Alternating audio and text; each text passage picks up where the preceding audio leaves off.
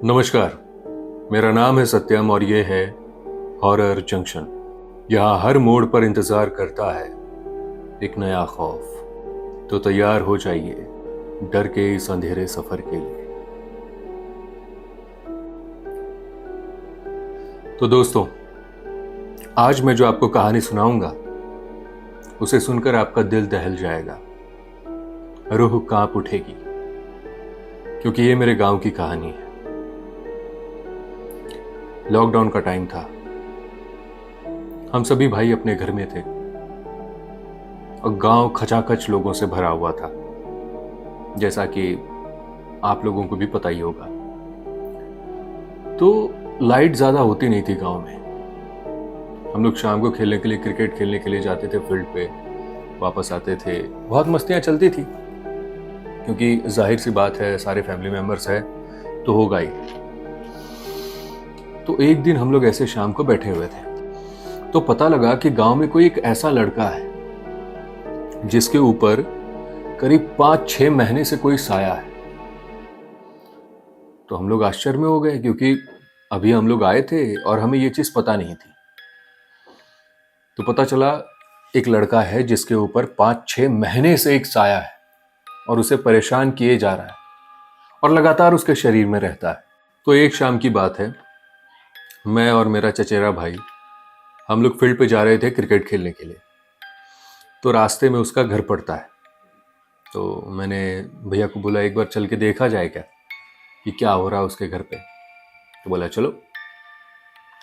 तो उसका घर ना वो फूस का है। सामने फूस का जो होता है ना, वो धान का, वो सामने ऐसे है, फिर अंदर जाके थोड़ा छत वगैरह है और नीचे मिट्टी का ही बरामदा है। चारों तरफ घर है, आंगन है बीच में। मैं और मेरा भाई गए, तो जिसके ऊपर था उस पे हमेशा नहीं होता था, कभी कभी आता था, मतलब दिन में आते ही आते थे।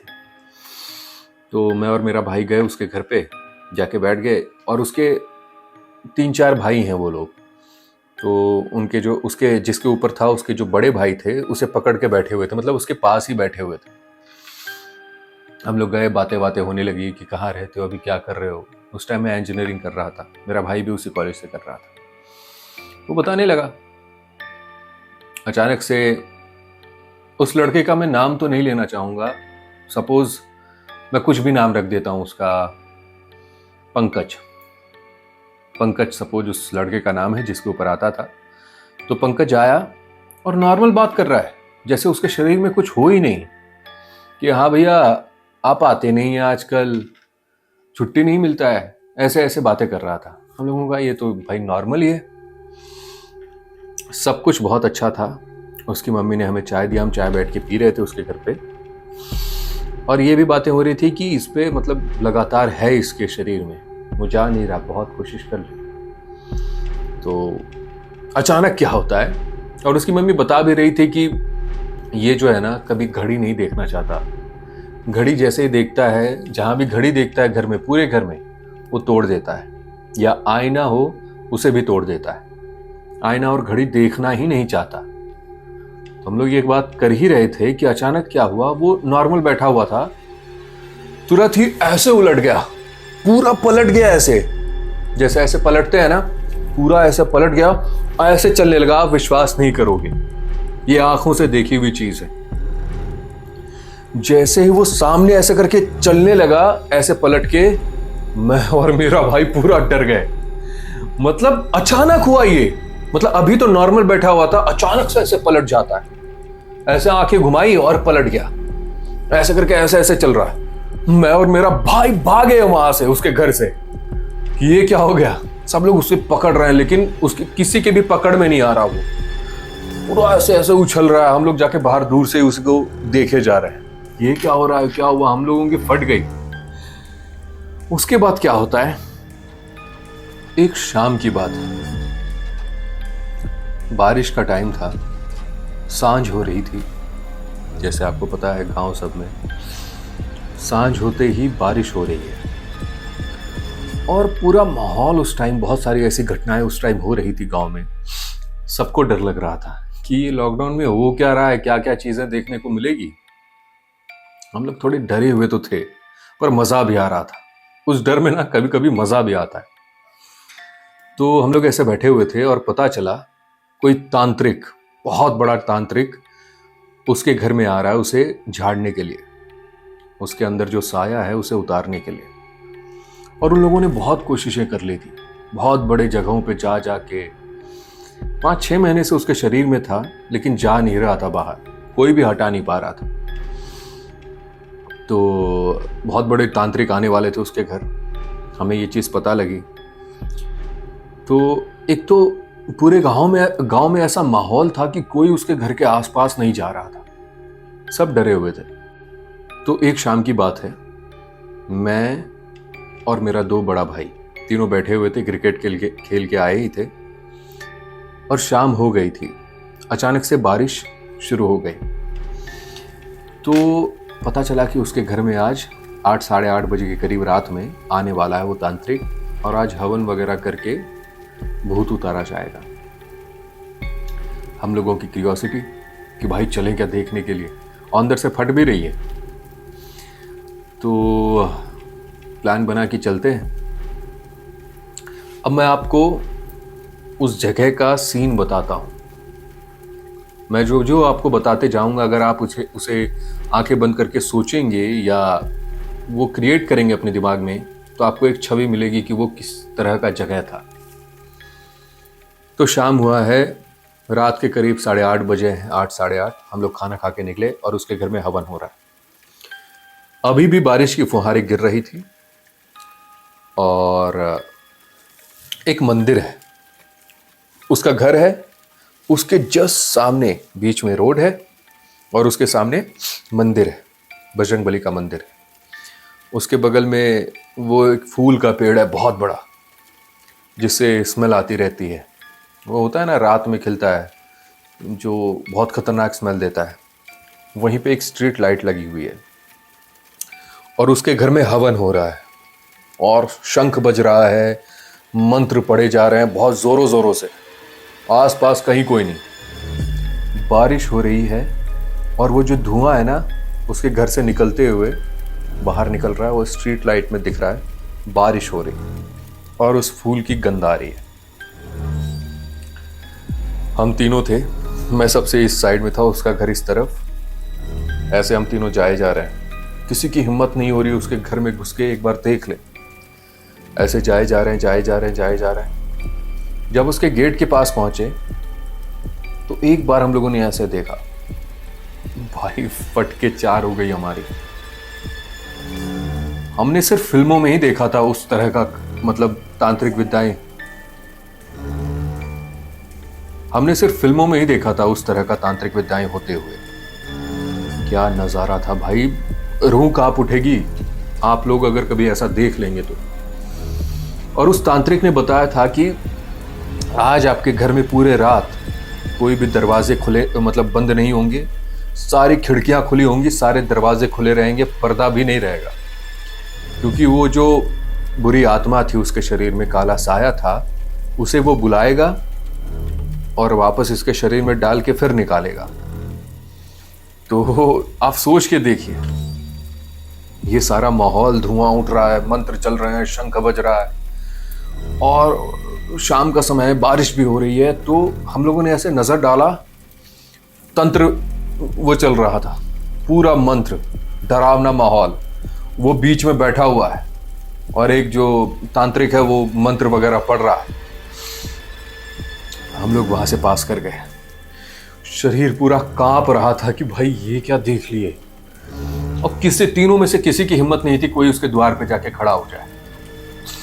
थोड़ी दूर गए, उसके बाद वापस आए और फिर एक नजर ऐसे डाला उसके घर की ओर। मैं बता नहीं सकता कि वो किस तरह का नजारा था, इतना डरावना। हम लोग घर आ गए। उसके बाद सुबह आके वहां पे एक बंदा था, वो आके वो सारी बातें बताया हमें कि उस रात उस घर में हुआ क्या था।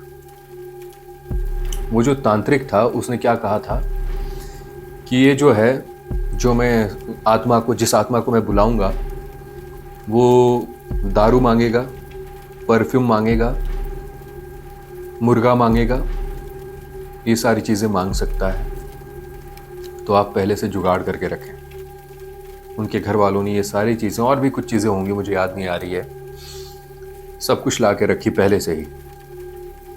और उस तांत्रिक ने कहा था कि मैं तो निकाल दूंगा, तो उसने अपनी सारी विद्याएं लगा दी, जितनी भी विद्याएं उसे आती थी सारी विद्याएं उसने लगा दी, पूरा भस्म वस्म पढ़ के पूरा ऐसे करके। और लास्ट में ना वो जो पंकज था वो ठीक ठाक हो गया, मतलब ठीक हो गया, फिर भी बैठा हुआ है। तो उसके बाद तांत्रिक क्या कहता है, ले अब ठीक हो गया, ठीक हो गया, इसको इतना मेहनत से मैंने ठीक कर दिया, अब कभी इसके शरीर पे कुछ नहीं आएगा, मैं दावे के साथ कहता हूं। और वो पंकज कैसा लग रहा है? वो ऐसे ऐसे कर रहा है, ऐसे ऐसे कर रहा है। उसके घर वाले भी पूरा खुश, उसकी मम्मी खुश, रो रो के बुरा हाल हो गया था उनका कि मेरे बेटे पे क्या हो गया है। उनकी मम्मी भी खुश, उसका भाई भी खुश, सब लोग खुशी मना रहे हैं। ट्विस्ट यहां आता है, तो उसके पिताजी पंकज से पूछते हैं, हम लोगों की भाषा में उसे कहते हैं, पंकज की होलो रे, मतलब पंकज क्या हुआ था, मतलब उन्हें इतने दिनों से उसके शरीर पे था तो पता तो था नहीं, अचानक से इसके शरीर पे ऐसे हुआ क्या, इसने ऐसी क्या गलती की, या कहां से इसको ऐसे लगने लगा कि इसके शरीर में कुछ है। तो उसके पापा ने उससे पूछा कि क्या हुआ था, तो पंकज कह रहा है, मैं एकदम डिट्टो वैसे ही बताऊंगा जैसे उसने बोला था। वो कह रहा है, जानते हैं हम एक पेड़ के नीचे पेशाब कर दिए थे, उसके बाद से ना मेरा तबीयत ठीक नहीं लगने लगा, फिर मेरे बुखार हो गया, शरीर वरीर में बहुत ठंडा लगता था, शरीर कांपता था।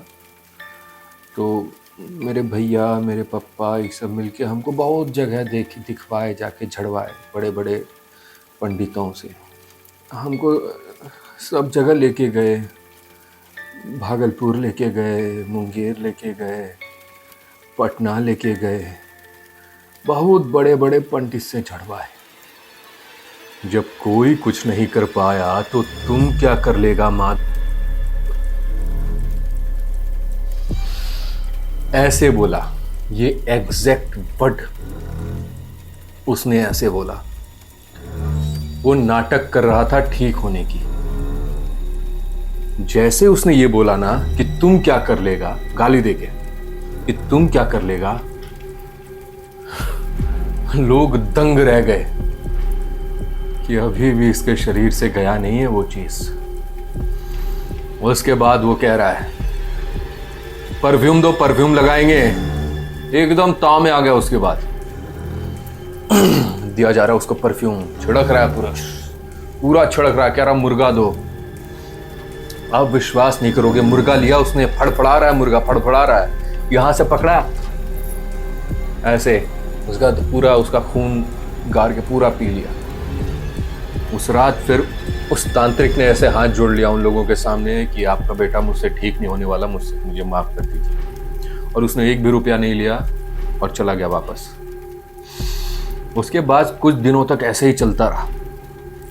और पता है, जो आप लोगों ने वो वीडियोस में देखा होगा ना, ऐसे टेढ़ा हो जाते हैं, ऐसे नीचे हाथ रख के ऐसे टेढ़ा हो जाते हैं, अलग तरह की आवाजें निकालते हैं, वो सब कुछ वो कर रहा था।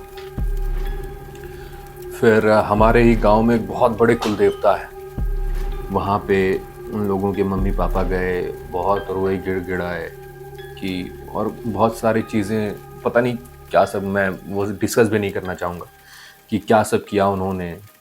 बहुत सारी चीज़ें उनसे कहा गया कि ये करेंगे ये करेंगे, तब वो जाके ठीक हुआ। और ठीक भी कैसे हुआ, हम लोग शाम को खेल रहे थे फील्ड पे, और अचानक से मैंने देखा भीड़ आ रही है उधर से, उसके घर की तरफ से, और वो पंकज ऐसे पूरा रेंगते हुए, चल के नहीं आ रहा था, पूरा ऐसे ऐसे रेंगते हुए, ऐसे ऐसे रेंगते हुए वो कुल देवता जो हैं हमारे गांव के, वहां पे जाके रेंगते हुए गया है और जाके गिर पड़ा।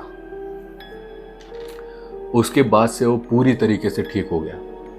और आज हो गए होंगे करीब 5 साल, 4-5 साल तो हो ही गए। आज तक उसके शरीर पे कुछ नहीं हुआ है, लेकिन कहते हैं कि उसे अभी भी कुछ चीजें दिखाई देती है। तो ये थी कहानी मेरे गांव की। आप कमेंट करके बताइए कैसा लगा आपको। ऐसे ढेरों कहानियां आपको सुनाऊंगा, मेरे गांव की, मेरी खुद की या किसी से सुनी हुई। इस वीडियो को देखने के लिए आपका तहे दिल से शुक्रिया। फिर मुलाकात होगी एक नए और दिलचस्प कहानी के साथ, सिर्फ हॉरर जंक्शन पे।